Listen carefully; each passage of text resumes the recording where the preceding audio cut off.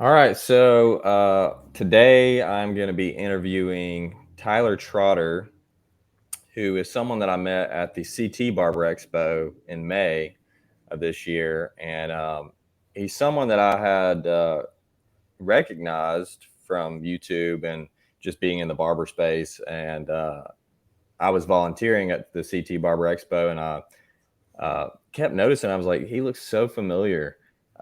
So I went up and introduced myself, and we ended up having a great conversation and hit it off, and realized that we are very like-minded in a lot of things.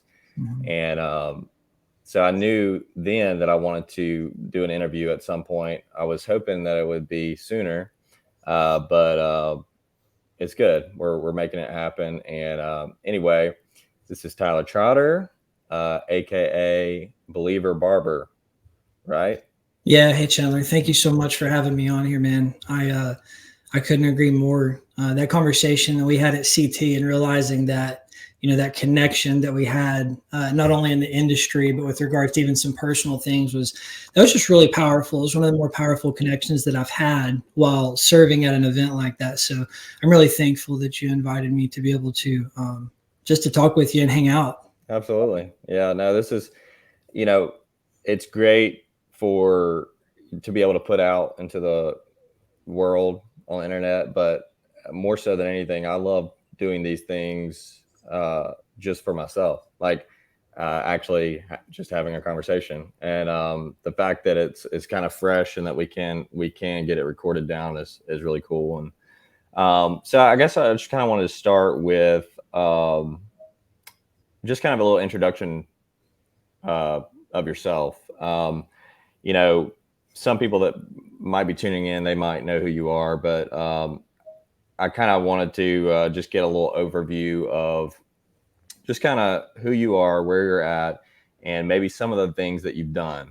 Sure. So, my name is Tylor Trotter, and when I actually started in barber school, I began by creating the content that I needed to see because in barber school there was, I was constantly looking on YouTube for inspiration. I found people like Bossio, and back then it was like Vic the Barber and a couple of other old school like Al Reed, and but the information that was coming in was from professionals. It wasn't really from students. And there was one named JP the Barber who recorded several videos that were exactly what I needed. But he didn't record enough videos. Like I was just so hungry. And so I began to document my journey through barber school and very passionate about it. And when I started my YouTube, it was actually called Clean Cuts the One. Okay. And so I documented my journey, and I found that there were many students just like myself who were consuming the content in real time, and that there was a place for it. And I was also very excited about new tools, new clippers, just like other barbers are when they get started. And so I would buy every clipper available. I would review it on YouTube, and received a lot of people really appreciated the reviews that I did. And so I just continued to document what I was doing as I progressed. I did really great in barber school because I was really passionate about it. And I worked 11 months in a barber shop and continued to do YouTube reviews. And I began to go to barber shows and just, reach out to the people that I was inspired by. And I found that these people that were inspiring me were real people. Hmm. They weren't, many of this, I shouldn't say many of them. Some of them didn't really want to talk. They kind of, pushed me to this side, but many of them were actually very accessible, very available. Yeah. And so I began to go to the barber shows and meet these people.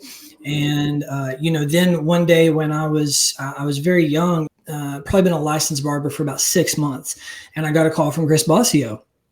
He asked me if I'd like to come to Tampa and talk to him about some things that he was doing at Tomb 45. I did a podcast with him, and the Tomb 45 crew met everybody there. And that was where some of the most significant relationships, I'll say they're professional relationships, but they're true personal relationships, started. And so by stewarding those relationships, I kept going to the shows, met more people, and just continued to grow professionally and personally. And there's definitely been a lot in between that, but that was kind of where I got started. That's where the people who do know me would know me from, unless you met me personally at a show. And so yeah, now I'm cutting hair professionally. And again, a lot's happened in the last 3 years for all of us since 2020. Oh yeah, And so yeah, I'm just keeping it moving. that's cool. And two, you had a hand in Tennessee Barber Expo, right? Yeah, actually, I'm a co-owner of the Tennessee Barber Expo. My partner Bianca Diane, who is the owner of the barber school in Knoxville, we were going to all the barber shows, and we realized that there was a need for something like that. And I remember, my friend Jay Majors, who owns the Vegas Barber Expo, he's the king of barber expos in our Oh yeah, industry, yeah. as everybody knows. I remember he said, "Why didn't I have my show in New York or Philly or Jersey or something like that?" I said, "Because I'm not from there." Yeah. He said, "So I'm having my show in Hartford, Connecticut." And I was like, you know what? I'm not from Nashville. So we're going to have our show in Knoxville. And so we did have two shows in 2018, 2019. 2020, COVID came along with a lot of other tragic situations. But we had two really great shows. And I'm not sure where we're at with those right now. They're still there, they're still available. But right now, it seems as if we're headed in a new direction with a pause button on that. Cool. Well, that's awesome. Yeah, and I think that's how I kind of first saw you on YouTube, is some video surrounding the Tennessee Barber Expo, um, which you used to have a long beard, right? Yeah, this probably about down to here. You got cleaned up. It's nice. Yeah, that was kind of that was a big deal. It was halfway traumatic, halfway freeing. Like that Mhm. was kind of that was like a mile marker in my journey. When I stepped over from long beard to short beard, there's a lot of personal growth that came from that. Just to be honest with you, that was Oh kind of a yeah. big deal. Well, so what's really cool, and just being able to talk to you, and just the fact that you have you kind of, for people that are outside of the barber space, they might not, completely understand, but the barber space has like grown tremendously. Mhm. And it's kind of, it's neat that you were honestly kind of there at the forefront, like with a lot of the explosion on YouTube, with a lot of these, barbers becoming really popular off of YouTube, or it's really insane. And this is something that we hit on at the Barber Expo when we were chatting it up. Is just like, you look at this room uh, full of barbers, full of people that are there for the conference, but it's like there's like celebrities in the barber world now. Mhm. And that's something that people, however long ago, wouldn't even probably imagine. Um, it's like going to a grant, like a real, the Grammys, but for people that cut hair. And some of that is not really my flavor, but um, it's interesting that you kind of were there. So around what was the year that you started your YouTube channel? I started my YouTube channel in 2015. I was, I hadn't actually even started school yet. I just was watching and I was so inspired. And I realized that at that time, a lot of the people that were doing YouTube, the barbers still seemed like regular people, if you will. Hmm. I was like, man, if they can do that, I can do this. And if I'm inspired by it, maybe somebody else will be inspired by it. And so it was really just I didn't really have any reasons not to do it. I had more reasons to do it than I did to not do it. Very cool. So what I'm really interested in, and obviously, I went and searched your name last night just to kind of get some inspiration for some topics or whatever, just to see what you had on YouTube. And I noticed that you have done a couple of conversations with some other barbers, and um, it was interesting because I had a conversation with you and stuff, and known a little bit about you. We've followed each other on Instagram, Mhm. uh, but I didn't really know uh, a ton of your story, and that's what I'm always interested in. And I feel like something that I always really like to pull out of people is just like kind of how they have come to the point that they are at. And I kind of wanted to hit on just like a little bit of your upbringing, maybe how you kind of came into the barber space, but not solely just for the purposes of like talking about the barber world or whatever, like more so just of like who you are as a person and like your transformation. Because obviously from our conversation, we're both believers. Your tag is Believer Barber. So there's something there, you know, and I guess intertwined into that is just like, when did that really hit home for you as far as like the transformation in your faith, and how that kind of tied into you becoming a barber? And, you know, you might have reiterated you know, a lot of your story over and over again, but I think it's worth noting. And I feel like it can be a huge encouragement for people that are starting, or just anyone in general that is looking to do something with their life from struggle or trial.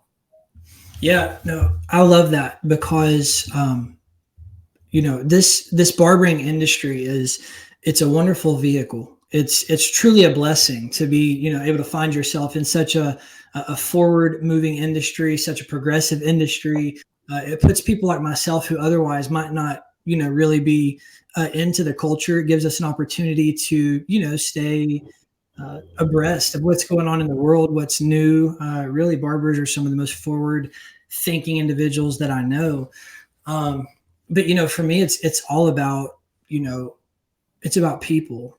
And it is about, you know, for me, barbering is a vehicle to help people understand that they can overcome things. Because you know, a lot of my story, which I have shared it a lot, but I believe that that's why we have our stories. That's why we go through what we go through, is so that we can come back and share them. Because, you know, I actually was praying before we got on here that just the one person, because if just one person really, you know, has a shift in their spirit to where they believe in themselves, or they feel like they can overcome something, then everything is worth it. That's the point.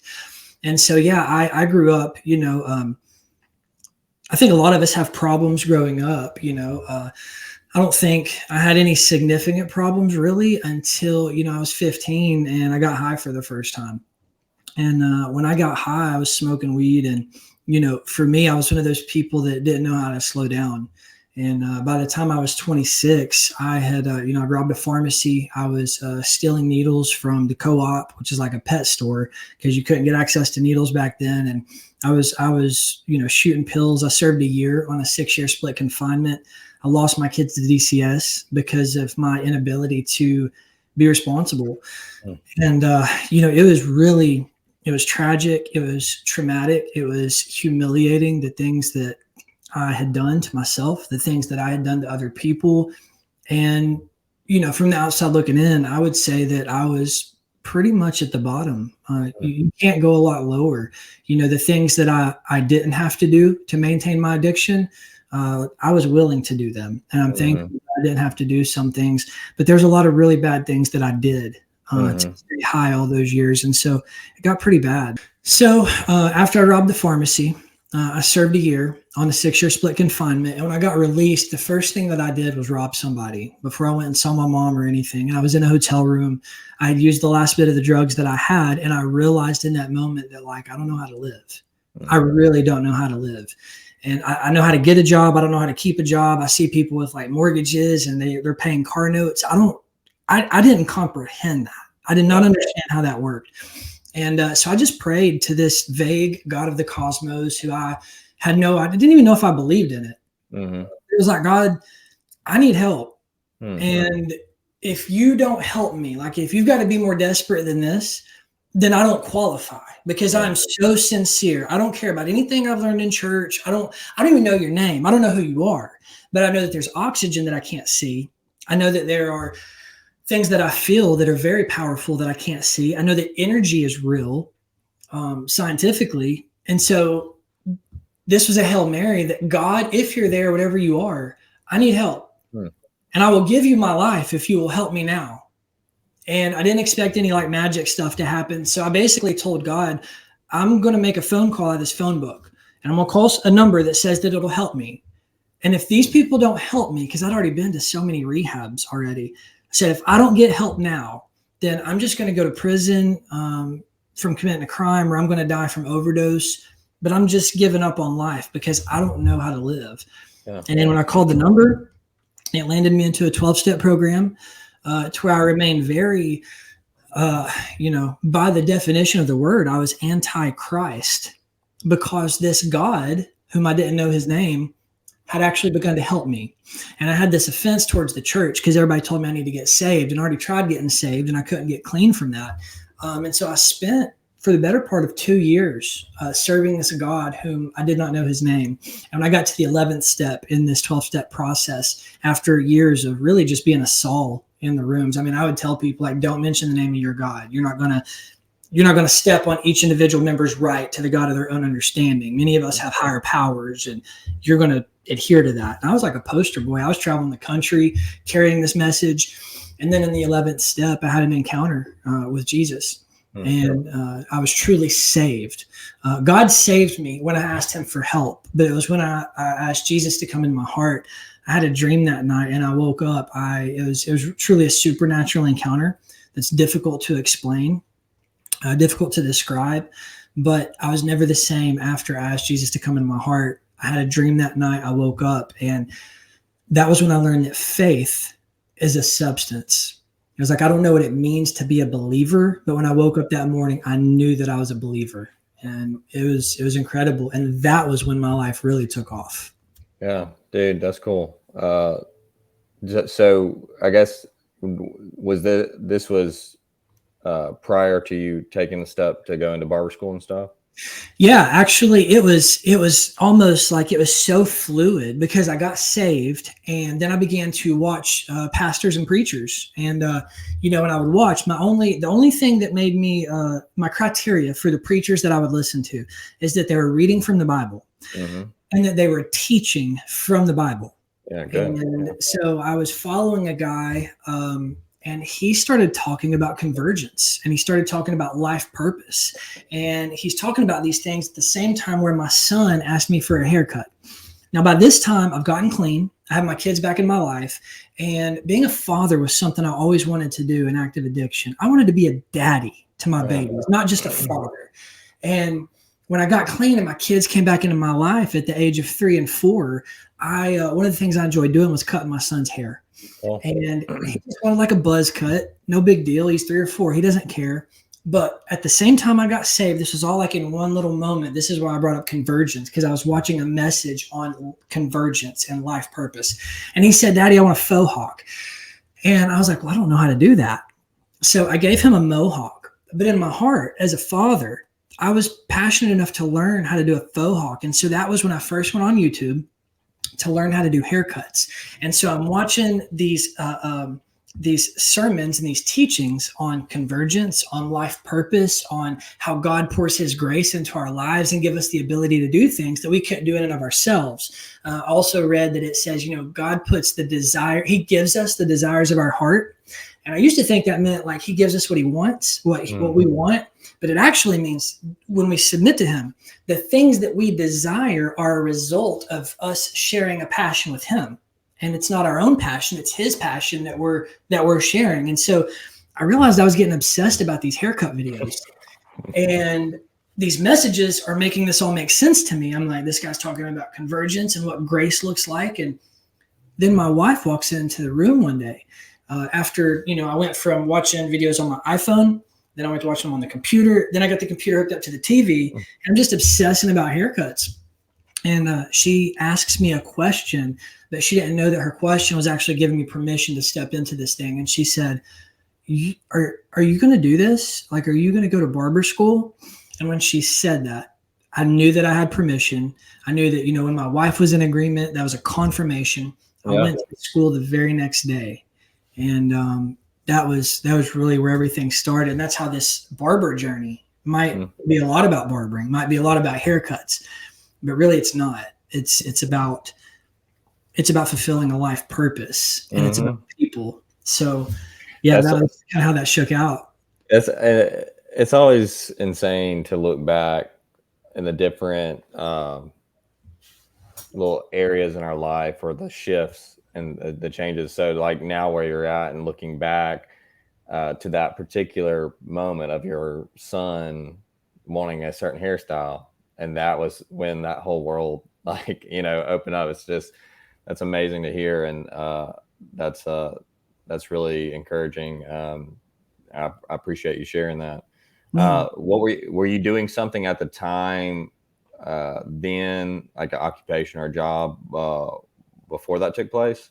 Yeah, so I was actually a drug counselor, and Okay. 'cause I got clean for a year. I went to work at a place called Cornerstone of Recovery, and I was really getting a lot of fulfillment. I thought that was it.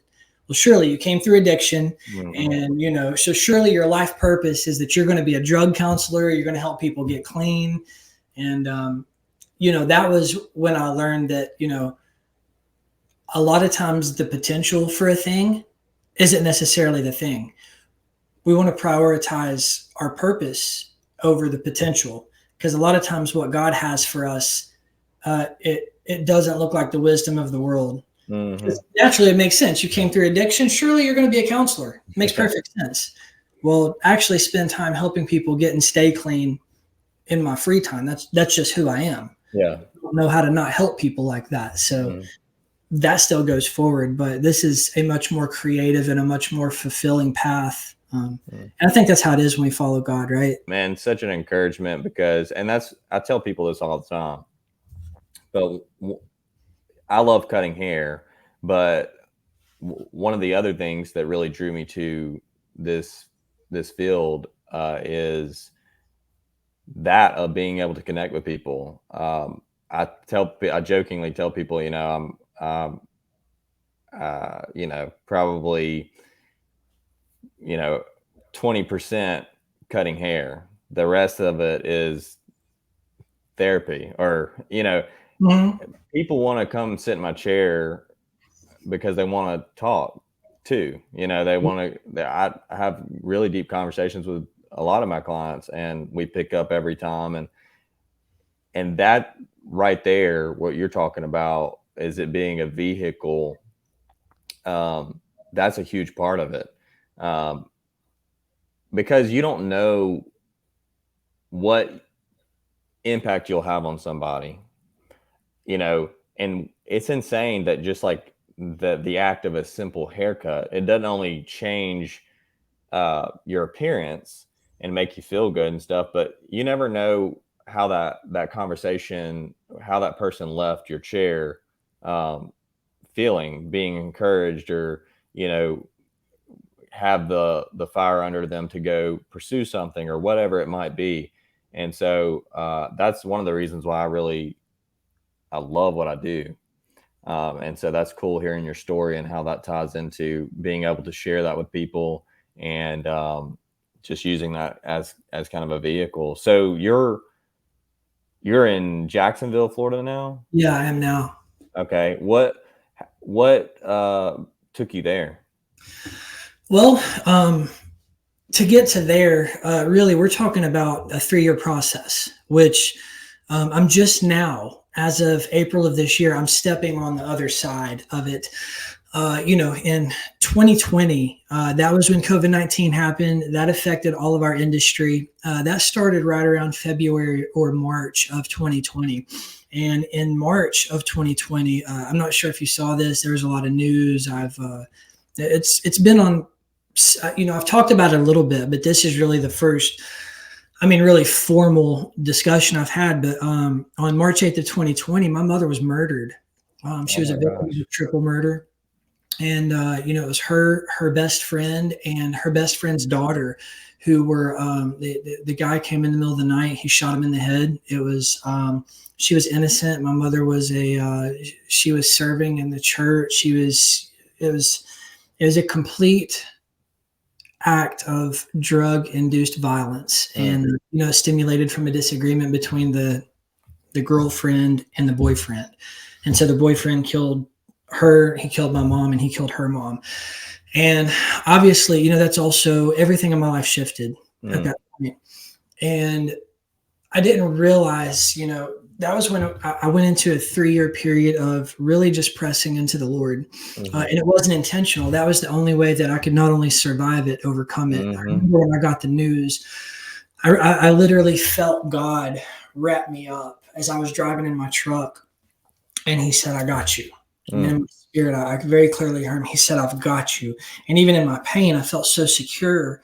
And he even began to like whisper thoughts of forgiveness within the first hour of getting the news that my mother had been murdered. And it was, I can't explain how the next several days went. But once I realized that forgiveness had been released into me that fast, I knew that, first of all, that in order for me to not only survive it, but to overcome it, I would have to forgive. And I had been given the ability to forgive. And having done that, sometimes God can give you a grace to get through something, but part of that grace is that you'll be healing behind the scenes and you won't really know the places that you're healing. It's the past 3 years, because COVID pushed everybody's court dates back and stuff like that. I was having to go to court once a month. It was just such a long, drawn out case. I didn't realize that there were places in my mind that were occupied by this. I'm carrying a message of forgiveness. I'm testifying about the goodness of God. I'm just, even forgiving the man. I mean, the news came out. There's a lot of stuff. And I'm thinking that you can't be in a better position than this. But what I realized was, for the last 3 years, I used to, if you look back in some of my old videos, I had a style. It wasn't anything crazy, but I was like a huge shoe collector. And it was about that time that the Lord just stripped me. And he said, function over form. You don't need to worry about what you look like. You just need to. And so I started buying my shirts at like the Tractor Supply. I was literally buying like Walmart shoes and whatever I need just to walk. Like whatever I needed was all I got. Yeah. And I spent 3 years in this season where I'm thinking that I've matured into, like God's maturing in me into who I'm going to be. What he really was pulling away distractions and pulling away my preference so that I could just draw close to him so he could minister to me for the 3 years and really just make sure that I was taken care of personally. So I could take care of my family. The case was closed in April. He received life sentences and things like that. I've still got to go back one more time to speak to him in the court. And, I intend to express forgiveness toward him, and I intend to invite him into a relationship with God. And I pray that he receives that. But as that case was closed, so being in that process, you asked me how I moved to Jacksonville. Being in that process of complete surrender, I was closer to God than I've ever been. And I enrolled in the school of ministry. And it was out of Jacksonville, Florida. And we decided to switch one of our vacations from Myrtle Beach, South Carolina to Jacksonville, Florida.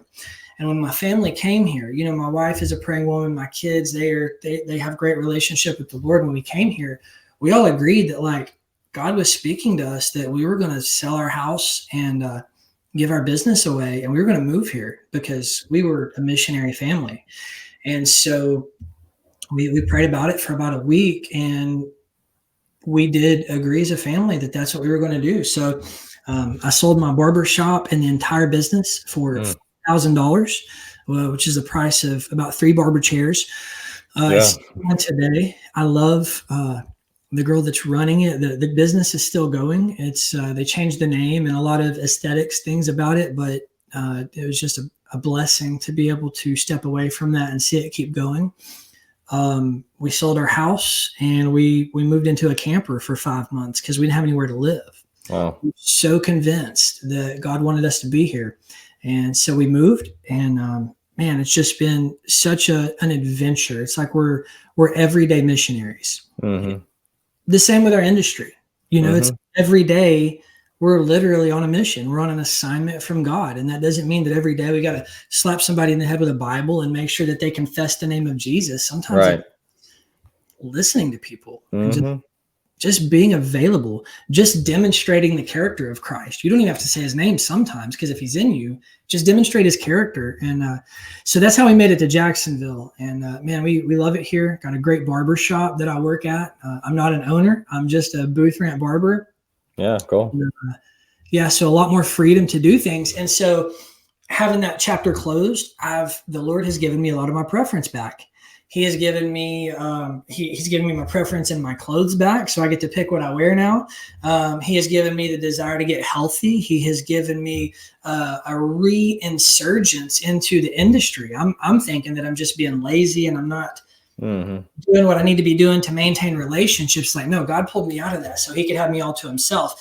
And now that I've walked through that process and extracted what was available from walking through that, and now I know God like I've never known him before, he said, now go back in there and have interviews like this, meet people like Chandler and recultivate the relationships that you had, because all that wasn't for nothing. Yeah. That I'm really I'm sorry to hear that about your mom. That's really insane. I did last night saw that, I guess, the news clip Mm-hmm. of where I think it was titled Tylor Trotter Forgives.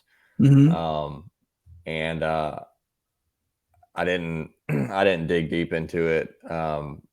But I was like, man, dude, this guy has been through some stuff.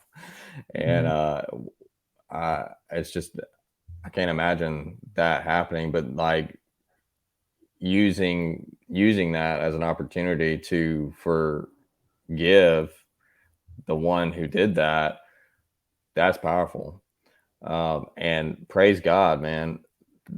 Like that could have been a straw, for you to where you went back into your past, as leverage for that. But like, praise God that, like you said, like the Lord wrapped you up and you accepted that forgiveness, and can now instill that to whoever. I think that's huge, and yeah, that's wild. So So, that was the main thing, is that we can't do that. mhm, Like, we as humans, we literally cannot go through that, and you can't respond that way mhm, without having a relationship with God. yeah, That's literally the only way. It's almost like an evidence, like that. That's why people can't imagine it, because Jesus said, "The peace that I bring you is not the peace that the world gives you. The peace that absolutely, I give you is something different." yeah, I experienced that. And so the reason why, you saw that headline is because when they wanted to talk about it, that was what the Lord had given me. And, we have a responsibility, and it's really just supposed to serve as evidence that, like, look, God is real. Like, mhm, I'm not trying to like evangelize you, or like, I'm not trying to like shake somebody until they're convinced. I'm not trying to debate with anybody or argue with people. I've just seen miracles in my life outside of this, and there are things that God's done in my life, and I just present them and say, look, like, I didn't fake forgiveness. mhm, What you said, that I was tempted in those ways. The enemy definitely had those thoughts. I mean, it was like, Tyler, if you want to have a drink, you can have a drink, and there's nobody that won't understand, because I don't drink. I'm completely abstinent. He was even like, you could use a little bit if you need to smoke. You can do it, and it'll be okay. Nobody will judge you. You can even come back right back into your recovery state. Just whatever you got to do to get through this. And it just, God, there's a grace to not do that. yeah, dude, And that's so awesome. it's like, that's all I've got is experience. Like, I'm not trying to convince anybody, but Mhm, evidence is what convinces people. And I just have evidence to offer. yeah, I'm not real good with debating. I'm not a theologian. I've just had experience with God, and I just give that. And I think it's pretty good. I mean, it's worth consideration at least. yeah. No, that's powerful, because like you were saying, like, that doesn't happen on, just in like earthly terms. Like, that's that has to come from God alone. Like, um, to go through those particular trials, and that says a lot, like, to those that hear of your story, or come in conversation with you. And I feel like those who are believers, they have a ton of stories like that. Mm-hmm. And that's where the worldly mindset, they can't fathom that, and that's like, dude, this is evidence here. I mean, So that's a huge, powerful tool, and I appreciate you sharing that. And I'm thankful, like I said earlier, that we can record this down and get that um, just out to other people. I mean, you've talked about it a little bit here and there, but maybe this will hit a new crowd. But I guess kind of transitioning to the latter half of like what I wanted to hit on is so kind of went over your story, a lot of powerful stuff there, and praise God for the way He has shaped you and molded you and pulled you to where you're at now. A lot of what I see on like your Instagram, and kind of where you're at now, I see a lot of striving for discipline. Yeah. And I think it's been really beneficial to me, just like hearing some of your little IG stories or this or that here, here and there. Uh, I know that some of that entails, becoming more fit, doing some fitness stuff here and there. Lay out for me, kind of like ideally, like where you're at now. Like what is a day for you, like from start? Like, do you try to have a pretty strict routine, or where are you at like with that, and how does that tie into like, I guess, the overarching theme of like being disciplined and denying yourself, and how that affects your work and what you do? Yeah. So the reason why this actually, just like everything else, I haven't publicized this up to this point, but this all started with prayer. This started with praying for my leaders, and praying that my leaders would be healthy. And God was kind of like, well, would you put yourself in the position that you're praying for them to be in? Like, if you want them to be healthy, would you get healthy? And then while you're getting healthy, would you spend that time? This is called intercession. Is when we put ourselves in the place. We put ourselves in the middle of what we're praying for, of God and whatever we're praying for, and we just pull that together. And so I said, yeah, I will. And I went to the gym and I started praying. You sow something, you reap the harvest of it. And so for me, the reason why I've been sharing the discipline is because the value of transparency has always been so powerful to me. I love it when my leaders share their struggles, when they share their victories on the other side of their failures. And the closer that the leader shares with me their struggle to the struggle, they don't have to share it right in the middle of it. But usually if they can, share close to it, I'm like, wow, I see them as a real person. And it seems to me that I'm more inspired to follow someone who would, because it takes a lot of humility to say, look, I'm falling short. So when this started, I've been waking up at 4:00 in the morning. I'm at the gym at 5. I work out, for about an hour, hour and a half. I track the food that I eat because I have goals for my body as far as strength and aesthetics goes. And, I track my food during the day. And it's interesting how when you find yourself doing those things, that other areas where you're lacking discipline become apparent. They become obvious for me. For me, it was, kind of how messy my station could get during the day. It would be how, what's something else? You start a pattern of you're drinking a gallon of water every day. Now you're only drinking a half gallon. You're getting up at 4. Well, now you're getting up at 4:30. Could it be because you're tired? Maybe. But all the leaders that I've looked at who inspire people to change and who make a difference, they're consistent. And they're very disciplined. And it's a process of compounding discipline over a period of time that gets results, such as with health. And so I'm seeing it with health. I believe that it's possible and it's available for other areas of my life, personal, business, things like that. So I am right in the middle of that process. I am actively learning something new every day about my attitudes towards things, how I view things, the decisions that I make. I listen to audiobooks and I take courses, and there are times when I'm very much inspired and I listen to them every day. And it's like, man, I'm just absorbing everything. But then sometimes I actually have to be very intentional to push play. And even when I push play, my brain, it just doesn't feel like I'm connected. Mm-hmm. Recognizing that generally what I'll do is I'll go to a distraction. I don't feel connected. I don't like the way this is going. Watch a YouTube video. Let me be entertained. Let me listen to a song. And now I'm coming to this place where I'm trying to train my mind to say, no, stick with this. Yeah. This is compounding discipline.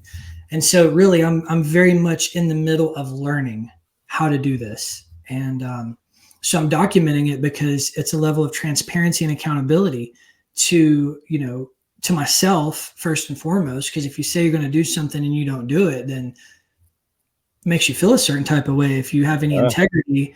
And then, knowing that, you're inspiring other people and giving them permission to start this journey and, sharing some ways to get through it.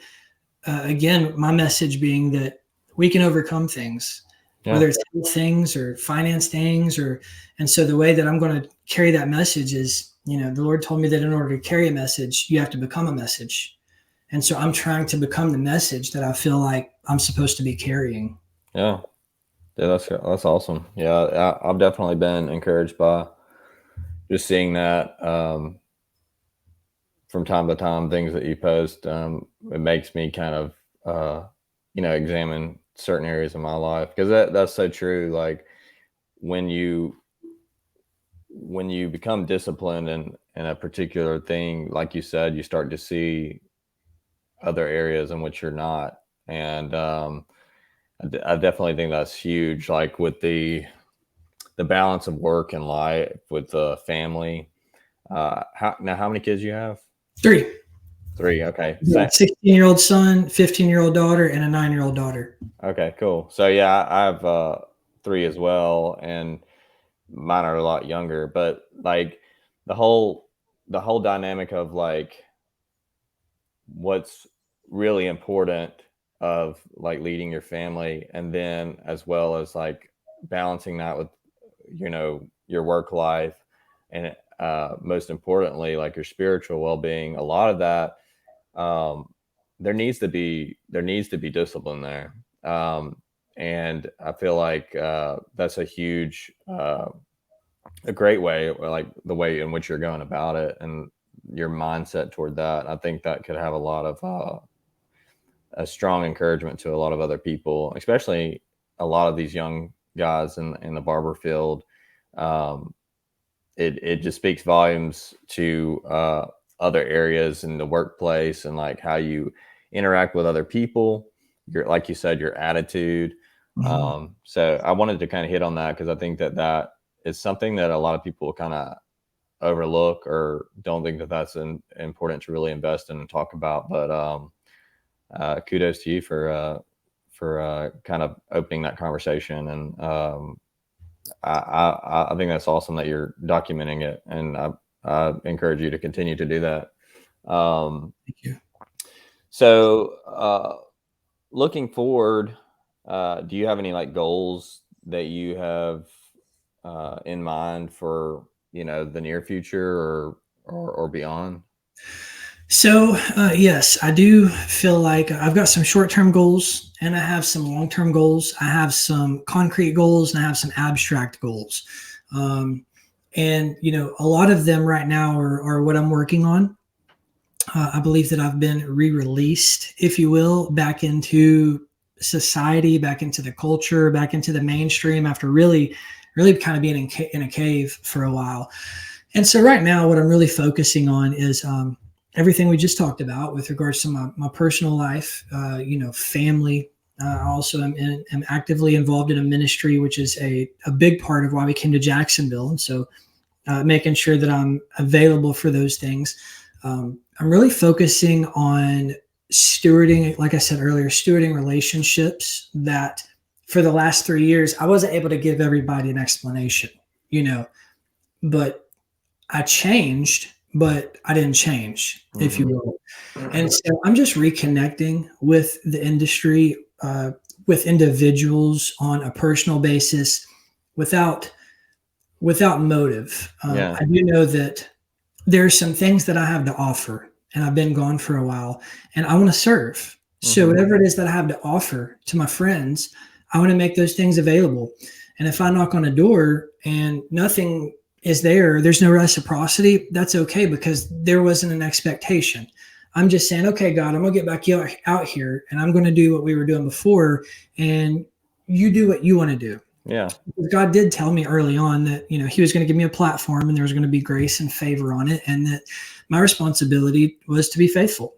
Mm-hmm. So, I am doing some education. I'll be teaching at the Jacksonville school here on the 12th. And a lot of my education isn't going to be about haircuts. I know a lot of people like to see the hard part: comb over, fade, taper. And I may do some of that, but really, my message is one of character development. Mm-hmm.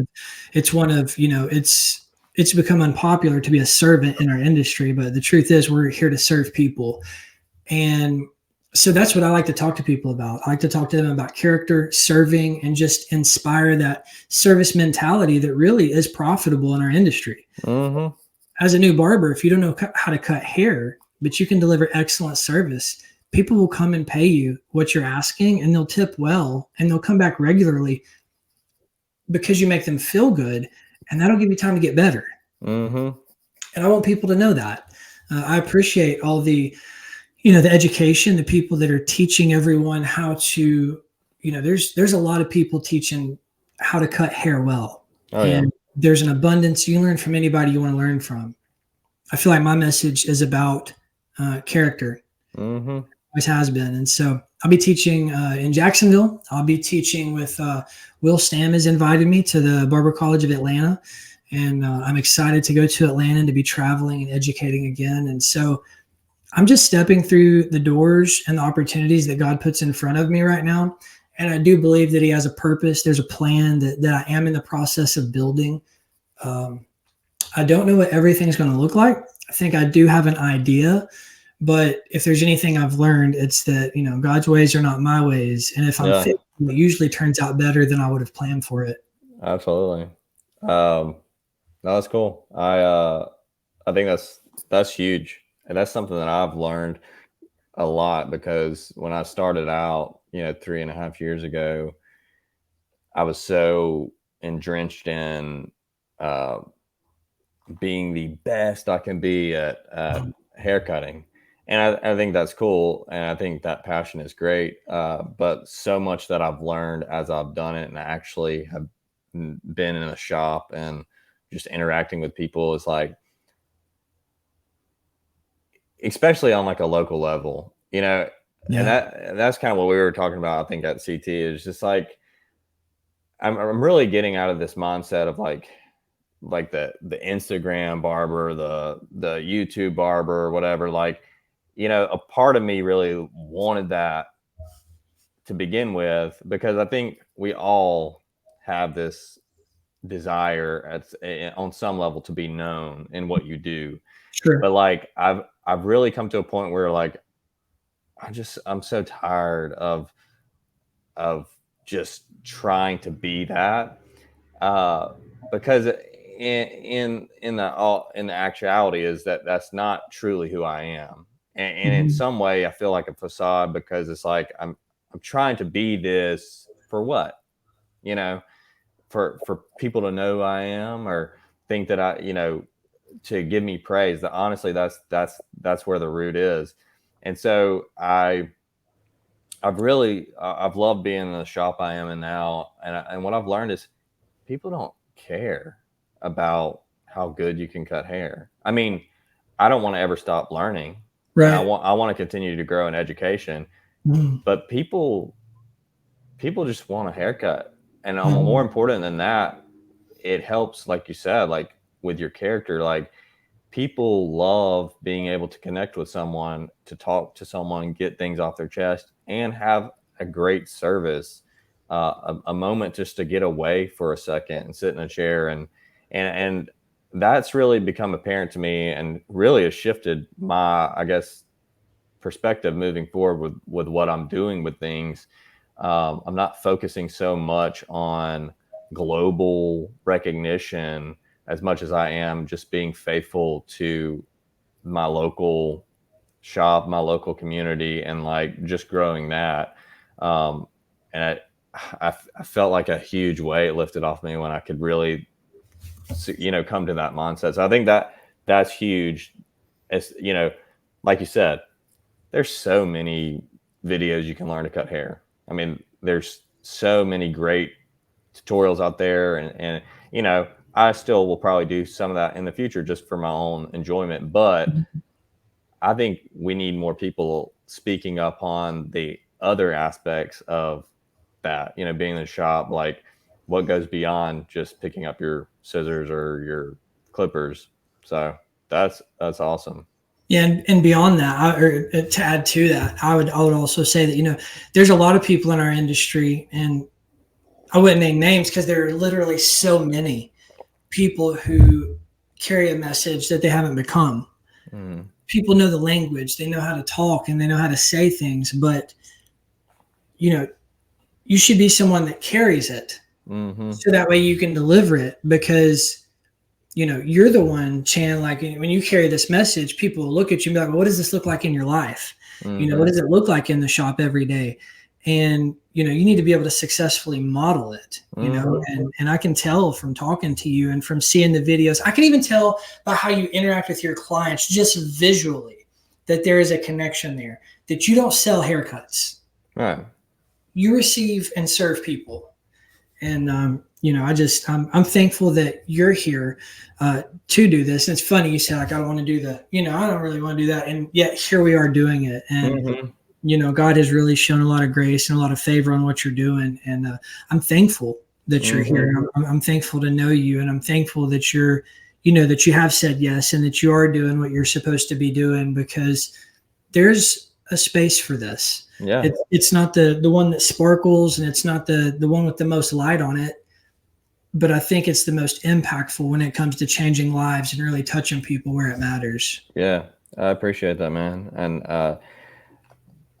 that's what brings me joy, and like why I was so excited to have this conversation and to do more things like this is like I said earlier, it's like if it touches people on the internet or reaches people, that's awesome. But like even just for myself, like for us to connect, Hey, look, your dog has something to say, dude.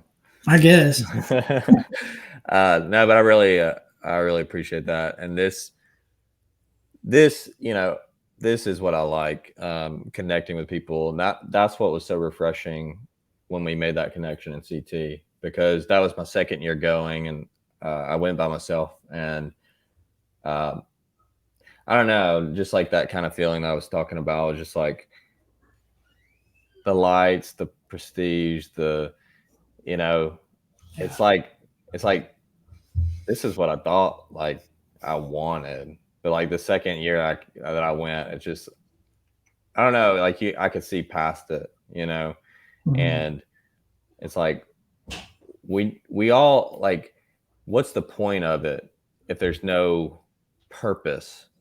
It's being able to put on a fancy suit, or be able to show how much money you made on your wrist, or it's just like that has an end. But what doesn't have an end is that of the connections that you make.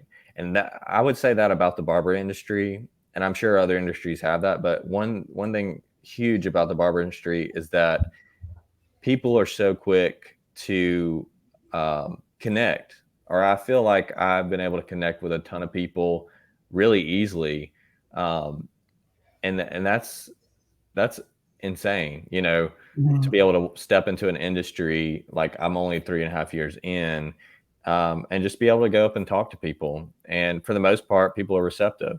Some are, some might not be, but for the most part, I feel like barbers can understand each other, I guess, on surface level of what they love and what they love to do. And they're all striving to do that well. But that was what was so refreshing about connecting with you and having that conversation. Cause I was like, man, this is a breath of fresh air. That's beyond like haircutting, like that. And two, what you're trying to do in the midst of that crowd. Like I found that very encouraging too, which,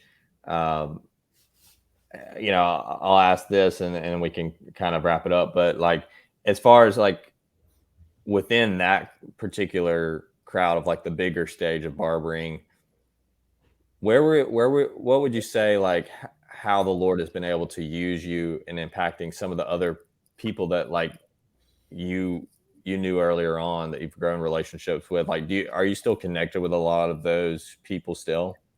Yeah, and I think that's really important why people like yourself and myself need to be at these events because, under all the lights, behind all the, $100,000 watches and the suits, there's a person. And many times the people are blinded by the things that are around them, but there's a lot of times where people know that something is missing and they're really crying out for that connection. And so when we make ourselves available to those people, we find that some of the most unsuspecting people are the ones that will take a moment, a transparent moment, a moment to, confess or pour out something that they've been struggling with. And you'll be the only one positioned to be able to help them because they know that they can trust you. They know that they can confide in you. They know that you're not striving to be number one. You're not going to compete with somebody else who's being number one. So you're not going to partner with their enemy to bring them down. And that's why character being, a primary, a pillar, a foundational element of how we move in this industry. I've absolutely connected with, there's been 4 or 5 people that call me on a regular basis, specifically for prayer, just to talk. And they talk to me about stuff that they actually can't talk to people in the industry about because they need a safe place to be able to confide. And so that's why it's so important for us to be positioned if we're called to be there. So yeah, I can't even go into it, but there are definitely some people that I talk to on a regular basis that I never thought I would have had the type of relationship that I have with them. And I cherish those relationships and I guard them closely in prayer and just in the regular, just phone calls just to check up. And it's really blessed my life from being able to be a part of it. That's good, man. That's important. And that's something I didn't really think about until you said, but like you saying, like it's good to be available, to people. And, I agree. Well, to kind of end off, what would you give, I guess,